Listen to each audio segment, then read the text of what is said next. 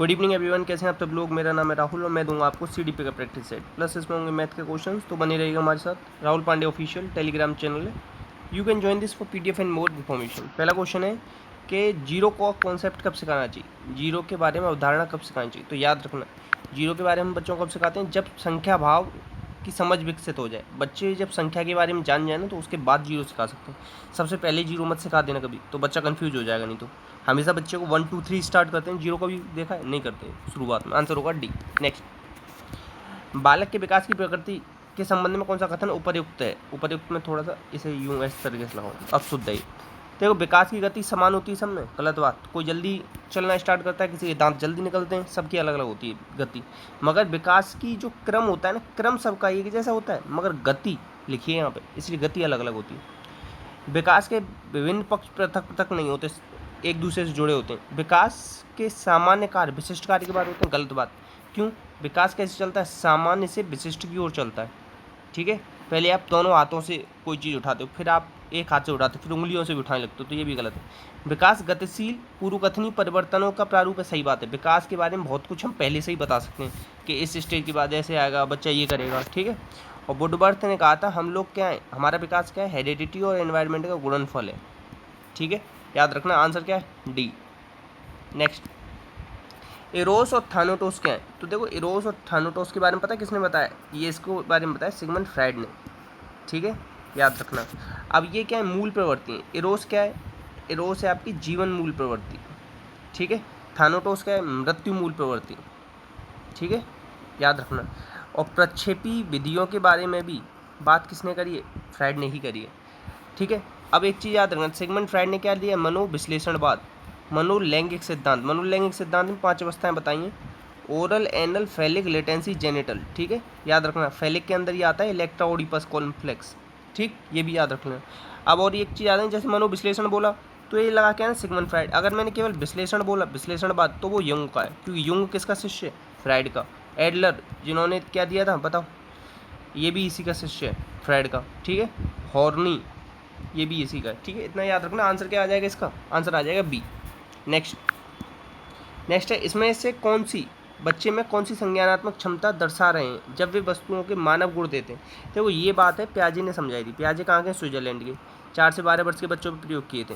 ठीक है, और एक चीज़ याद रखना, 4 अवस्थाएं बताई थी, इंद्रिय जनित, पूर्व संक्रियात्मक, मूर्त, अमूर्त। ये जो बात है ना, मानव गुण, ये पूर्व संक्रियात्मक की पहली अवस्था में बताते हैं। ठीक है, तो आंसर आ जाएगा जीववाद, इसे कहते हैं एनिमिज्म। जैसे गुड्डे गुड़िया में ऐसे उससे बात करेंगे जैसे कि उनमें जान है क्या, उन्हें अपने साथ सुलाएंगे। ठीक है, धरती पे गिर गए तो उसे पीटने लग जाएंगे। ईगोसेंट्रिक भी बच्चे सेकंड अवस्था में होते हैं। ठीक है, और ये कंजर्वेशन का नियम, ये संबंध कब आ जाता है, ये आ जाता है मूर्त संक्रियात्मक में। मूर्त होती है 7 से 11, याद रखना। और क्या, मूर्त चिंतन स्टार्ट कर देते हैं बच्चे इसी अवस्था में। और ऑब्जेक्ट परमानेंस आती है इंद्रिय जनित गामक अवस्था में। ठीक है, जन्म से 2 वर्ष होती है। और एक चीज़ याद रखें, इंद्रिय जनित गामक अवस्था की भी 6 स्टेज है, ये सब याद रखना। हेट्रोनॉमी ऑटोनॉमी टाइप की 2 स्टेज अलग से दी हैं पियाजे ने नैतिक विकास की। ठीक, और और इसके पियाजे की किताब है मोरल जजमेंट ऑफ चाइल्ड। ठीक है, child concept of physical world. ठीक है, ये याद रख लेना 2। आंसर क्या हो जाएगा इसका, सी। नेक्स्ट, असत्य बताना है। तो देखो, जी कारक जन्मजात होता है, सही बात है। जी कारक अपरिवर्तनीय होता है, सही बात है। जो चीज़ जन्मजात होती है ना, उसमें कोई परिवर्तन नहीं होता, ये चीज़ ऐसे भी याद रख सकते हो। एस कारक अर्जित होता है, सही बात है। एस कारक परिवर्तनीय नहीं है, गलत बात। जो चीज़ अर्जित करते हैं ना, तो उसमें परिवर्तन कर सकते हैं, तो आंसर हो जाएगा ये। ठीक है, इस तरीके से याद रखना। और ये जी कारक और एस कारक, जी मतलब जनरल फैक्टर, एस मतलब स्पेसिफिक फैक्टर, किसने दिए थे, द्विकारक सिद्धांत किसका है, ये है स्पीयरमैन का। इसे ही राजतंत्री सिद्धांत कहते हैं। और एक कारक सिद्धांत किसका है, बिने का, उसे क्या कहते हैं, निरंकुशवादी सिद्धांत कहते हैं। ठीक है, ये सब याद रखना। और बिने अपना सिद्धांत कब लेके आया था, 1905 में। ठीक है, और तब इनमें किसने क्वेश्चन थे, 30 क्वेश्चन थे इसके अंदर। ठीक है, 1908 में मानसिक आयु को संप्रत्य लाया था और 59 क्वेश्चन कर दिए थे, ये सब याद रखना। आंसर डी होगा। नेक्स्ट क्वेश्चन है कि इसमें से बालकों में सृजनात्मकता के विषय में कौन सा सहायक नहीं है। तो ऐसे समझो, बच्चों को कभी आपने मतलब पहाड़ी जब वो याद करते हैं तो रट्टा मारते हैं, कभी वो सृजनात्मकता मतलब होता है क्रिएटिविटी। इसके 4 स्टेप होते हैं, प्रिपरेशन, इंक्यूबेशन, इल्यूमिनेशन, वेरिफिकेशन। मगर ये रट्टा मारने वाला काम है 7 से 9, सात का या 9 का पहाड़ा बोलने के लिए कहना, ये तो रट लेगा बच्चा, इसमें कुछ सृजनात्मकता दिखाए। तो अधूरा चित्र पूरा कर रहा है, इसमें तो कुछ क्रिएटिविटी खुद से करेगा, कहानी लिख रहा है या अप्रचलित उपयोग कर रहा है वस्तुओं का, तो ये कुछ नयापन कर रहा है। जहाँ नयापन हो, क्या हो, नयापन, वहाँ होता है सृजनात्मकता। ठीक है, याद रखना। आंसर क्या हो जाएगा इसका? सी। पहाड़े याद करना कोई क्रिएटिविटी नहीं। नेक्स्ट, एक्सपेक्टेंसी थ्योरी, ये किसकी है? विक्टर ब्लूम की है। ठीक है, याद रखना, डायरेक्ट याद रखने वाला क्वेश्चन। अब्राहम मैस्लो, इसके बारे में थोड़ा सा बता देता हूँ। इन्होंने क्या दिया था? ये मानवतावादी, पहले याद रखो। कार्ल रोजर्स भी मानवतावादी हैं। कार्ल रोजर्स ने डायरेक्टिव थेरेपी का कॉन्सेप्ट दिया था, ये याद रखना। इन्होंने 5 स्टेज बताई थी। ठीक है, कौन कौन सी बताई थी? पहले शरीर की मांग, ठीक है, आखिरी में बताई थी सेल्फ एक्चुअलाइजेशन। ये 2 याद रख लो, बीच वाली अगर छोड़ भी दोगे तो भी पेपर में सही कर जाओगे। वैसे शरीर की मांग, सुरक्षा की मांग, सम्मान की मांग, समाज की मांग, सम्मान की मांग, इस तरीके से। ठीक है, और एक चीज़ याद रखना, इन्होंने जन्मजात और अर्जित 2 तरीके से चीज़ों को डिफाइन किया है। ठीक है, आंसर क्या होगा इसका? आंसर होगा विक्टर ब्लूम। क्या होगा? Victor Bloom. नेक्स्ट है, पावलोव के प्रयोग में अनुबंधित और अनअनुबंधित उद्दीपकों के बीच के अंतर को क्या कहते हैं? तो ये क्या कहेंगे बताओ? इसे कहेंगे डिलेड अनुबंधन। डिलेड अनुबंधन पावलोव ने किस पे प्रयोग किया था? कुत्ते पे प्रयोग किया था। 1904 में ने नोबेल प्राइज मिला था, याद रखना। और पावलोव साइकोलॉजिस्ट नहीं है, पावलोव कौन है? फिजियोलॉजिस्ट है। ठीक है, ये याद करना। उद्दीपक सामान्यीकरण हो जाता है इनके सिद्धांत में, किसी कोई भी घंटी बजा देगा तो उसके मुंह में लार आ जाती है। ठीक है, याद रखना। और ऐसे याद रखना, अगर ये थोड़ी देर बाद घंटी, पहले घंटी बजी फिर खाना आया थोड़ी देर बाद, 3-4 सेकंड के अंतर में। ठीक है, अगर तुरंत एक साथ दोनों चीज़ हो जाती है ना तो उसे कहते हैं सहकालिक। ठीक है, अब पहले आपने खाना दे दिया फिर घंटी बजाई तो वो होता है पक्षगामी, ये तो बिल्कुल ही बेकार होता है। ठीक, तो आंसर क्या हो जाएगा इसका? आंसर हो जाएगा बी, याद रखना। और ये किस पे आधारित है? ये आधारित है अनैच्छिक क्रियाओं पे, अनैच्छिक क्रियाओं पे। ठीक है, ये भी याद कर सकते हो। हॉफमैन मशीन पर करके दिखाया था इन्होंने प्रयोग, और पैरोटिड ग्लैंड पे प्रयोग किया था कुत्ते की पे। ठीक है, नेक्स्ट, एनसीएफ 2005 के संबंध में कौन सा कथन करते हैं? ये 21 फोकस पॉइंट पर आधारित है, ये याद रखना। ठीक है, और क्या याद रखते हो? इसमें 5 अध्याय थे, ये याद रखना। ठीक है, एनसीएफ 2005 आने से पहले एनसीएफ सबसे पहला आया था 1975 में, फिर आया था 1988 में, फिर आया था सन 2000 में, फिर 2005 में चौथा एनसीएफ आया था, ये याद रख सकते हो। ठीक है, एनसीएफ कौन बनाता है? एनसीईआरटी प्रकाशित करती है, ये याद रखो। वैकल्पिक, और इसमें 5 अध्याय थे, ये बात सही है। रविन्द्रनाथ टैगोर के निबंध सभ्यता और प्रगति पर आधारित है, ये भी बात सही है। ये 3 बात सही है। सॉरी, थोड़ा सा क्लियर कर देता हूँ, पहला सही है, तीसरा सही है, चौथा सही है। जबकि इसमें देखो प्रवेश परीक्षाएं वैकल्पिक हो या लचीली हो, इनकी बात नहीं करता है। प्रतियोगी प्रवेश परीक्षा हो, ये 10th क्लास की बात करता है कि 10th में वैकल्पिक होनी चाहिए, खुद की इच्छा होनी चाहिए। ठीक है, मगर ये प्रतियोगी परीक्षाओं की कभी बात नहीं की इसने। आंसर होगा बी, इस तरीके से याद रखना थोड़ा। नेक्स्ट, अब देखो सही क्रम पूछ रहा है कि सही क्रम क्या है। सही क्रम देखो मैं बताता हूँ आपको।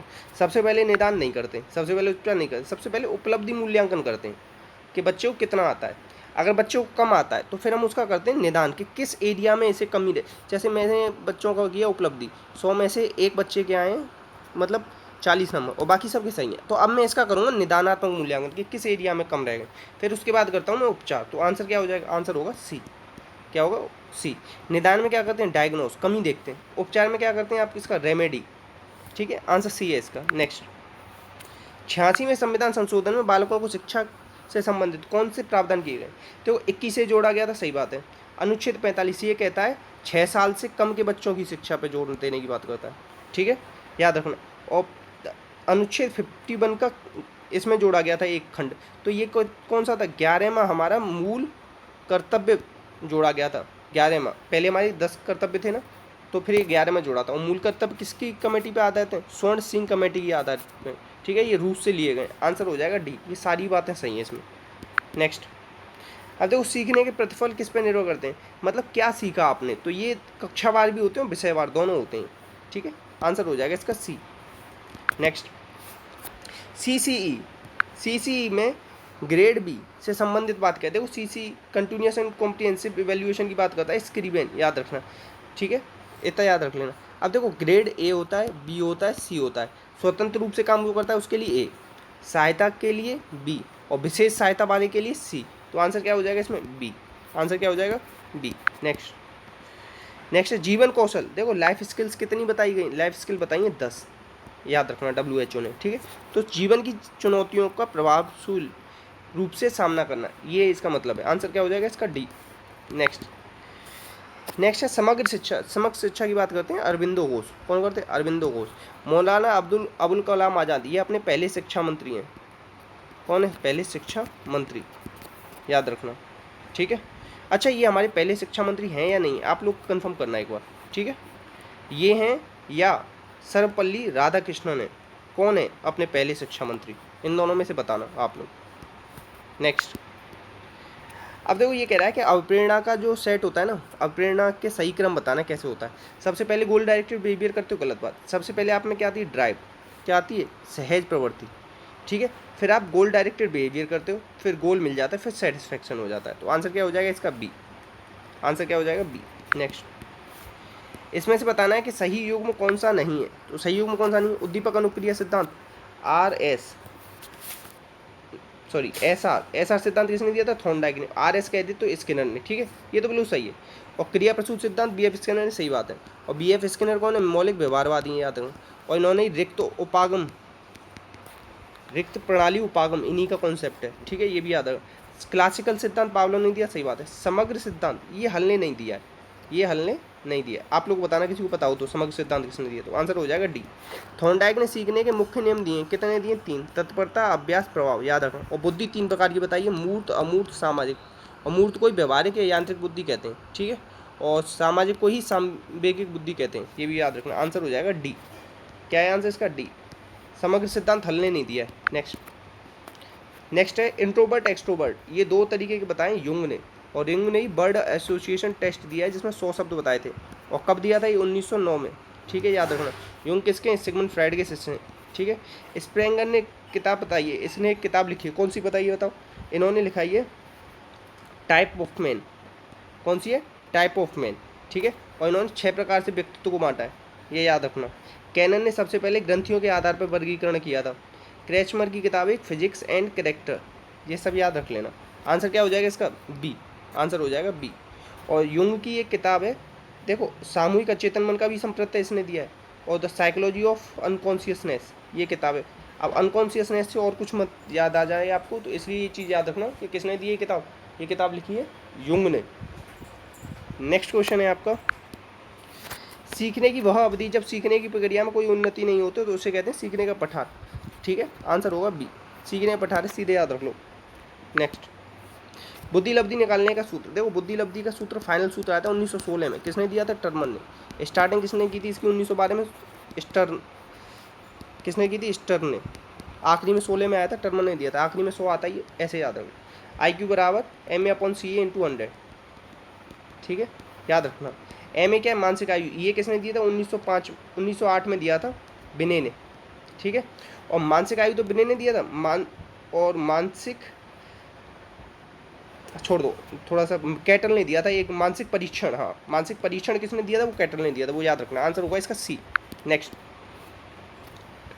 देखो सीखने में प्रयास और भूल के सिद्धांत को किसने दिया? तो ये थॉर्नडाइक ने दिया था। इसको एक क्रमिक विकास का सिद्धांत कहते हैं, ठीक है, याद रखना। बालू का सिद्धांत, बहुखंड सिद्धांत, ये सब इसी का है। संबंधवाद सिद्धांत, CAVD सिद्धांत, ठीक है, याद रखना ये सब। आंसर क्या हो जाएगा? सी। गेस्टाल्ट से रिलेटेड कौन है? 1912 में बर्दीमर ने स्टार्टिंग की थी गेस्टाल्टवाद की, ठीक है। और इसी का सिद्धांत है पूर्ति का सिद्धांत, ठीक है। और इसमें ही कौन आता है? इसमें ही आता है कोहलर, जिसने चिंपैंजी प्रयोग किया था, नाम था उसका सुल्तान। टेनरीफ द्वीप केनारी शहर पर प्रयोग हुए थे, ठीक है। इसकी किताब है द मेंटेलिटी ऑफ एप्स। इसमें एक और है कौन? कोफ्का, गेस्टाल्टवाद में, जिसकी किताब है द थ्योरी ऑफ गेस्टाल्टवाद, ठीक है, याद रखना। आंसर क्या हो जाएगा इसका? आंसर था इसका सी। नेक्स्ट, अब देखो सामान्य संयुक्त कोशिका में गुणसूत्र कितने होते हैं? तो 23 जोड़ी होते हैं। अब देखो जो 22 जोड़ी होते हैं वो तो हमारे शरीर से रिलेटेड होते हैं, और 23वां जो होता है ना गुणसूत्र, जिसमें 2 आते हैं, XX होगा तो लड़की हो जाएगी, XY होगा तो लड़का हो जाएगी। ये लिंग निर्धारण वाला होता है 23 वाला, याद रखना। आंसर हो जाएगा बी, ठीक है। अब एक चीज़ और याद रखना, जो एक अपना जो होता है ना, इसमें देखो 3 तरीके से विभाजन होता है गुणसूत्रों का। एक तो होता है अर्धसूत्री, एक होता है समसूत्री, ठीक है, इस तरीके से होता है। और एक और होता है, वो थोड़ा दिमाग से उतर रहा है। तो इसमें ना हमारा जो स्पर्म सेल वगैरह वाले होते हैं, या जो बेबी से रिलेटेड होते हैं उसमें अर्धसूत्री विभाजन होता है, ये थोड़ा सा दिमाग में रख लेना। नहीं तो देखो 46 ही पिता से आगे 46 माता से आगे, तो इसमें तो बहुत ज़्यादा हो जाएंगे। तो माता से आधे आते हैं, आधे पिता से आते हैं, इस तरीके से थोड़ा याद रखना। नेक्स्ट, यह पूछने पर कि निम्न प्रश्न में से एक शिक्षक बच्चे की बुद्धिशीलता सक्षम है, तो ये क्या मतलब है? यह पूछने पर कि निम्नलिखित प्रश्नों में से कौन सा एक शिक्षक बच्चे में बुद्धिशीलता सक्षम है, सही जवाब दे। अपने इस प्रश्न को कैसे हल करें? इस प्रश्न को हल करने के लिए अलग अलग तरीके। अच्छा देखो, ये कह रहा है बुद्धिशीलता किस में बुद्धि ज़्यादा अच्छी है, तो अलग अलग तरीके से जो सोच लेना उसकी बुद्धि सबसे अच्छी है, तो आंसर क्या हो जाएगा? सी। नेक्स्ट, अब देखो ये क्वेश्चन दे रखा है कि 20 रुपये किलो और 30 रुपये किलो वाले चावल को मिला के ये 24 किलो वाले चावल बनाए, तो 20 किलो, तो अनुपात बताना है। 30 किलो मिला के 24 बनाए ना, तो ये कितना आ गया? 6, कितना आ गया? 4, सॉरी 24 में से 20 घटाए तो कितना आ गया? 4। ये 30 में से 24 घटाए तो 6, तो 2 3 6, 2 2 4, तो अनुपात क्या आ जाएगा? आपका आंसर आ जाएगा 3:2। ठीक है। नेक्स्ट, देखो लड़कियों का औसत वजन 15 है, ठीक है, और लड़कों का औसत वजन 30 है, और टोटल 25 है। तो देखो 15, 30 और ये बीच में क्या है? 25। तो 25 में से 15 गया तो कितना बचा? 10, और 30 में से 25 गया तो 5, तो 1:2 आ गया। ठीक है। अब लड़कों की बात कह रहा है, लड़के कितने? 12, तो 2 की जगह कितने दे रखे हैं? 2 छक्के 12, 6 गुने दे रखे हैं, तो लड़की भी 6 गुनी होकर कितनी हो जाएंगी? 6 हो जाएंगी। लड़कियों की संख्या ही तो पूछ रहा था, इस तरीके से निकाल लिया, आंसर होगा सी। नेक्स्ट, अब देखो इसमें कह रहा है कि ये 2:1 में बटा हुआ है, तो सीधी लाइन ना कितनी होती है? 180 अंश की होती है। तो ए का मान पूछ रहा है इसका, तो 3 का मान दे रखा है 180, तो 3 6 18, 1 का मान 60 आ गया, तो 2 का मान कितना आ जाएगा? 120। नेक्स्ट, अब देखो कह रहा है कि अमर और सुरेश में 3:2 का अनुपात है, तो इन दोनों पैसे बांटे जाते हैं तो 500 अधिक मिलते हैं। किसको मिलते हैं? अमर को मिलेंगे, 1 अनुपात ज़्यादा पैसे भी, तो 1:500 के बराबर है। तो सुरेश का 2 अनुपात है, तो 1:500 है, तो 2 अनुपात कितना हो गया? 1000। दिमाग में कैलकुलेशन करो। नेक्स्ट, एक सरल रेखा पर कितने बिंदुओं की संख्या होती है? तो एक सरल रेखा है, इसमें यहाँ यहाँ यहाँ यहाँ कितने भी रखूँ 1 करोड़ इतने आ जाएंगे, सोच भी नहीं सकते हम, अनंत होंगे। ठीक है, याद रखना। तो प्लीज़ वीडियो को शेयर करना, अच्छी लगी हो तो सपोर्ट करना, दिल से लाइक करना, और बाकी अपना का ध्यान रखना। इसी के साथ कोई डाउट आए तो कमेंट बॉक्स में पूछ लेना। जय हिंद, जय भारत।